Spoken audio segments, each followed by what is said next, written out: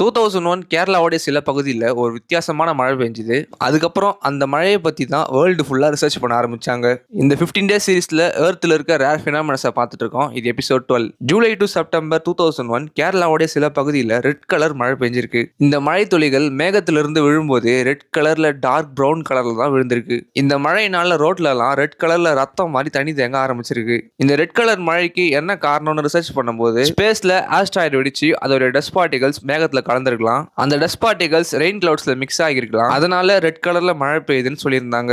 அந்த ஊர் மக்கள் இந்த மழை பெய்யறதுக்கு முன்னாடி வானத்துல ஒரு பெரிய சத்தம் கேட்டதாகவும் சொல்லியிருந்தாங்க. ஸோ ஆஸ்ட்ராய்டு வெடிச்சது இது காரணமா இருக்கலாம்னு கன்க்ளூட் பண்ணாங்க. அதுக்கப்புறம் இதை மறுபடியும் ரிசர்ச் பண்ணி இதுக்கான உண்மையான ஆன்சரை கண்டுபிடிச்சாங்க. ட்ரென்டிபோலியான்ற ஒரு ஆல்கே கேரளாவுடைய சில பகுதியில் அதிகமாக வளர்ந்துருக்கு. இது பாறைகள் மரங்கள்னு எல்லா இடத்துலயுமே வளரும். இந்த ஆல்கே ரெட் கலர் மைக்ரோஸ்கோபிக் ஸ்போர்ஸை தன்னுடைய உடம்புல இருந்து வெளியேறும். இது ஹியூஜ் அமௌண்ட்ல ரிலீஸ் ஆகி ஏர்ல மிக்ஸ் ஆகிருக்கு. கேரளால நிறைய மலைகள் இருக்கிறதுனால இது எல்லாமே என்க்ளோஸ்டா மேல எழும்பி காத்தடிச்சு மேல அட்மாஸ்பியர்ல போய் ரெயின் கிளவுட்ஸ்ல ஸ்டோர் ஆகிருக்கு. இந்த ரெட் கலர் மைக்ரோஸ்கோபிக் ஸ்போர்ஸ் தான் மழை தண்ணியோட மிக்ஸ் ஆகி கேரளால ரெட் கலர் மழை மாதிரி பெஞ்சிருக்கு. இந்த ரெட் ரெயின் டிராப்லயும் நார்மல் வாட்டரோட pH லெவல் தான் இருக்கு. ஆனா என்ன டிஃபரன்ஸ்னா 1 மில்லி லிட்டர்ல அந்த ஆல்கிலிருந்து ரிலீஸ் ஆன 9 மில்லியன் ரெட் மைக்ரோஸ்கோபிக் ஸ்போர்ஸ் இருந்திருக்கு. இந்த விஷயம் 2001ல மட்டும் தான் நடந்திருக்கானா இல்ல 1896லயும் கேரளால இந்த ரெட் கலர் ரெயின் டாக்குமெண்ட் ஆயிருக்கு. 1957லயும் இந்த ரெட் கலர் மழை பெஞ்சிருக்கு.